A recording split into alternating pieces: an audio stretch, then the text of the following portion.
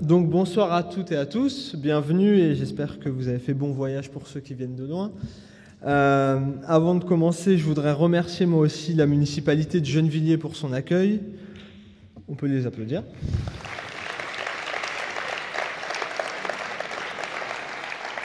Je tiens à les saluer car ils ont réuni toutes les conditions pour nous permettre de débattre sereinement. J'en appelle à la responsabilité de chacun d'entre vous pour assurer la responsabilité, la bonne tenue de nos débats et de préserver au mieux le matériel mis à disposition. Je voudrais également saluer les camarades qui seront présents tout le week-end, non pas en tant que délégués, mais pour assurer la logistique de notre événement. On peut aussi les applaudir.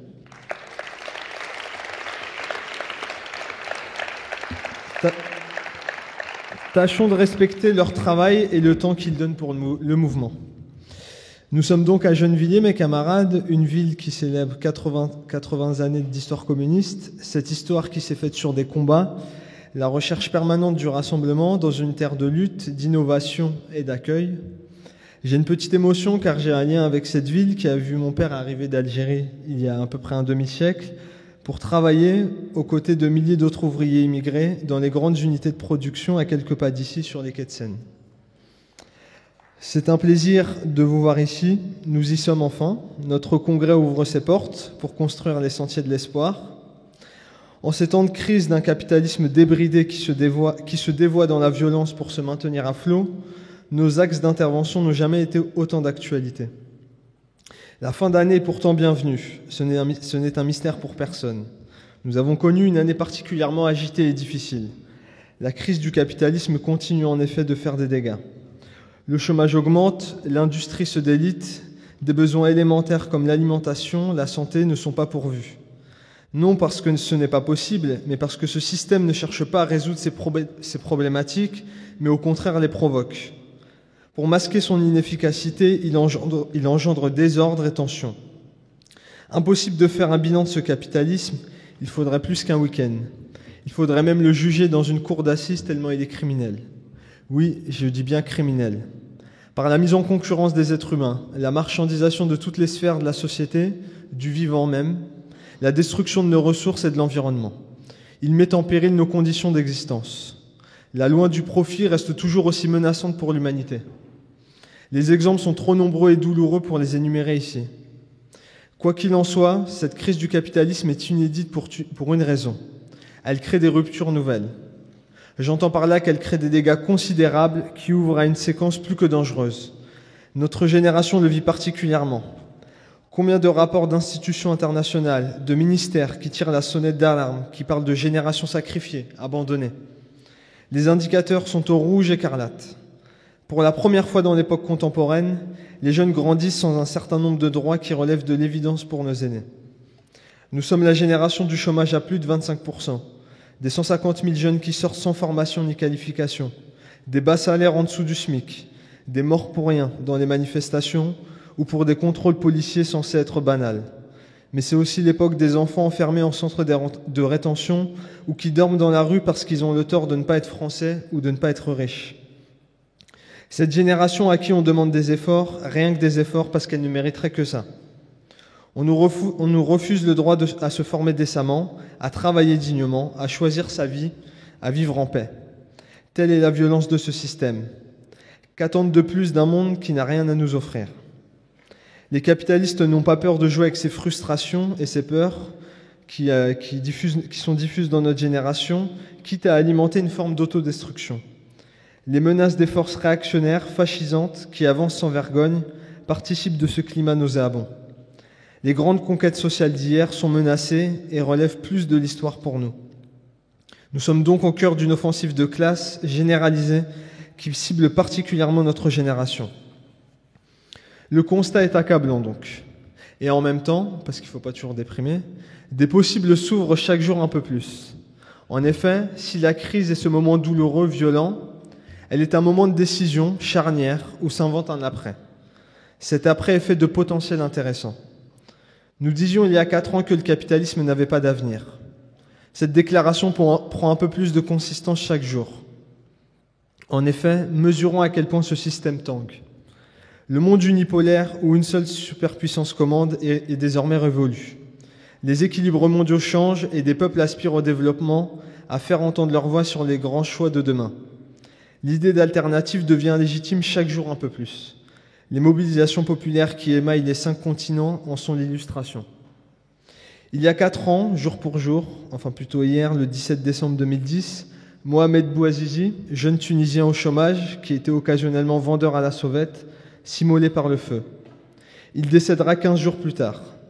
Il se faisait violence comme pour dénoncer le verrouillage d'une société gangrénée par l'autoritarisme et la corruption. Cet acte tragique était l'étincelle d'une révolution dans le pays. Au mot d'ordre de dégage et de pain, dignité, liberté, un peuple se soulevait contre la tyrannie, l'impérialisme, la relégation.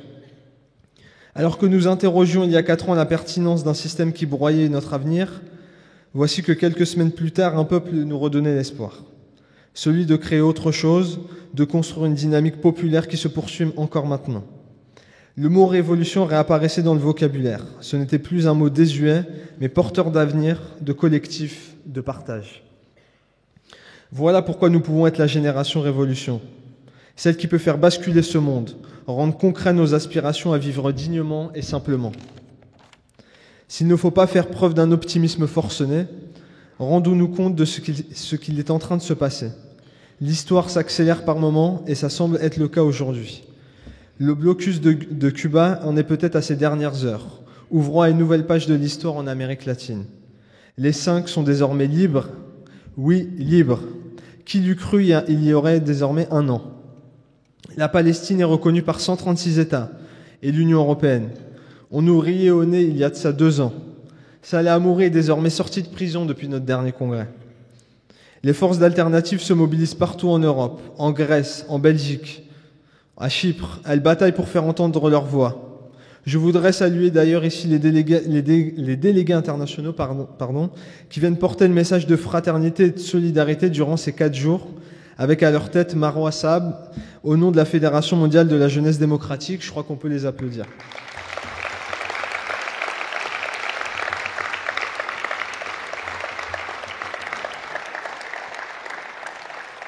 N'oublions pas non plus, dans ce monde qui change, ce que nous avons fait et faisons depuis 4 ans, en tout cas pour ceux qui sont là depuis 4 ans. Les dynamiques de la campagne du Front de gauche en 2012, nos mobilisations contre les réformes des retraites, nos combats pour nos camarades sans papier, les batailles étudiantes pour étudier dignement. J'en oublie plein d'autres, mais ce qui est sûr, c'est que ce monde bouge avec et grâce à nous. À nous de garder en tête ceci lors de nos échanges. Nous avons matière à construire quelque chose d'ambitieux. Voici donc un défi humble à relever, mes camarades. Allons-nous tout régler ici? Certainement que non. Allons-nous réussir à faire entendre la voix des jeunes? Assurément oui. Allons-nous trouver les voies pour construire l'alternative et le rapport de force nécessaire? Cela ne dépend que de nous. Voilà pourquoi nous sommes réunis ce week-end. Ouvrons grand donc les portes du débat pour relever les défis immenses qui nous attendent. Débattons de nos campagnes pour structurer les aspirations de la jeunesse et leur donner des perspectives.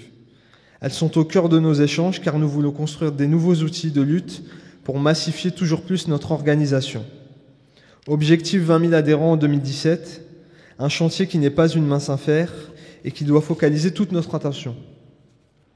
Si des potentiels de conquête existent, il faut pour autant aller chercher ces milliers de jeunes et leur faire passer le pas de l'engagement révolutionnaire.